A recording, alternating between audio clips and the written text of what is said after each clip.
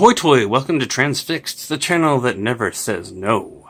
So Chris Six-Shot Perry of the Transformers and Such Facebook group, which you can join if you're cool enough, has issued a challenge to do a 10-minute comparison video on two versions of the same character. Well, challenge accepted. The challenge is figuring out which one to do. Autobots,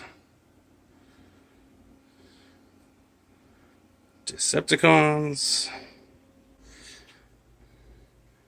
Ninja Turtles. Nah, too radical.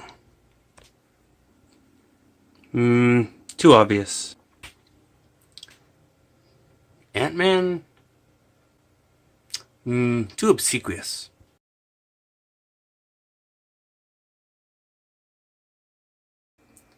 Figure Arts versus Hasbro Black Series?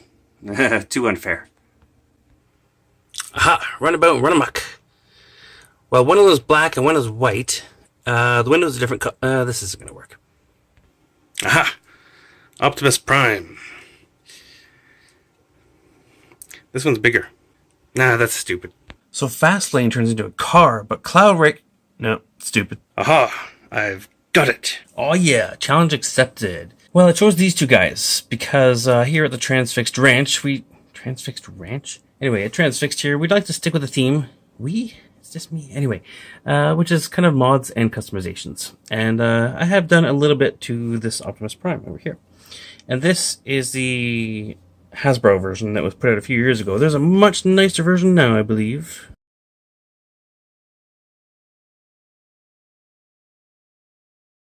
They've done this guy a few times. This is the first Evasion mode Optimus Prime.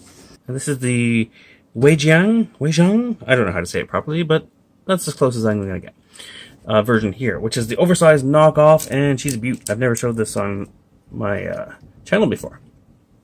The only customization I've done is put on this 3D Reaper label logo here, and on the bumper, which actually ends up on his back. So we'll just go over some differences. This guy here is pretty good. The newer version has some chrome, I believe. And I like this one because it turns into the cab-over truck. Of course, Optimus was a Freightliner, I believe, cab-over truck, which are not very common. Even back in the 80s, they were not. So yeah, I couldn't resist. They finally did some justice to Optimus, even if it was just grudgingly for one scene in the movie, I believe. But he's cool. So what I had to do with this guy was just some silver. I really don't like it when they don't bother to paint the rims. So I just took a silver Sharpie and colored in this with, what, 2 coats? And then around here, same with the other side, obviously. And what I did, now, because this version predated the Battle Mask. This one only had that ugly Michael Bay face. Sorry, not to say Michael Bay's face is ugly. I mean, it is, but I'm not saying that. But this was the, this came with the regular one. He has a mask right now because I put it there. Now, if you spend a lot of time on the internet like I do, you'll eventually hear of this stuff that I think is called green stuff. It goes by different names. That's the only one I remember at the moment. And it's a 2-part epoxy. And you can use it for sculpting. Now, this is dried out a bit on the end, but it's sticky and it's flexible, but it's, it's not hard. So what you do is you just take a piece of either side. Don't use the middle part because it may have started to bond already. And just an equal part of both. Just like an epoxy glue, but it's like Play-Doh. You just need to mix it together to activate it. And it's going to set into a very hard substance. If you know what I mean. So you just roll this together. You can start small and add more. You shouldn't see blue or green. It should blend together into a common color, which is handy to know that you've done it properly. You may want to break it apart, smush it back together, roll it around. Just think back to the time you spent playing with Play-Doh as a child, except don't eat it. And when you get it satisfactory, which would be better than this lump, you can sculpt it. You can stick it on there. So that's what I did. I stuck it on his face, and I just used my fingers to sculpt it into a battle mask. So kind of like this. Oh no, battle mask is not helping protect him. He's fallen over, but he's going to be okay.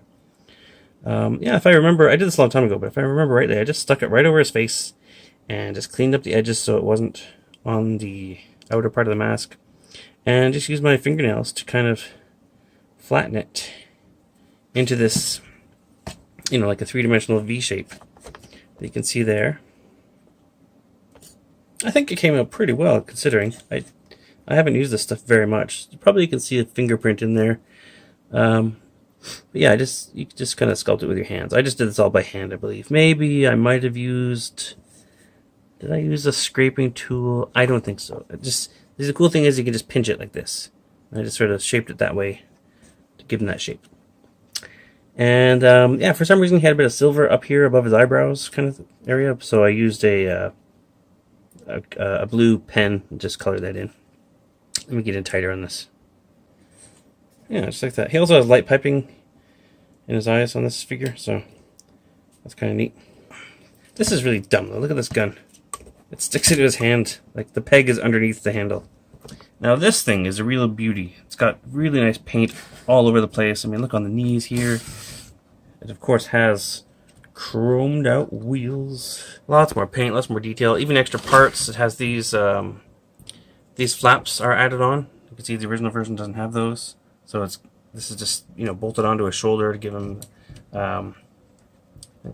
some more detail. This just moves for transformation. In the truck mode, it's got a smokestack too. This goes on the back. The back kind of covers up something. Sorry, I don't have time to transform it. Here's a truck mode comparison. Now this detail in the shoulder there was on the original mold too, but it gets lost without any paint. This gunmetal paint really helps pick it out. And on the back he also has these bits here, so these actually plug in. You can move these into different positions. Sorry for the handheld camera here. See, the original toy doesn't have that. Those flaps there does have a butt hinge. Yeah, so you can fold these however you like them. Well, I guess you can do it like that or like this. And that's because these two tanks here, they stick on the side of the truck, and then in this mode, this comes out, this just rotates just to make it look more detailed, like a gun, not like a gas can. The other one does the same. This sticks together to make one large rifle, and then that sticks in his hand, of course. So not too bad. It's not a great gun, but, it's something.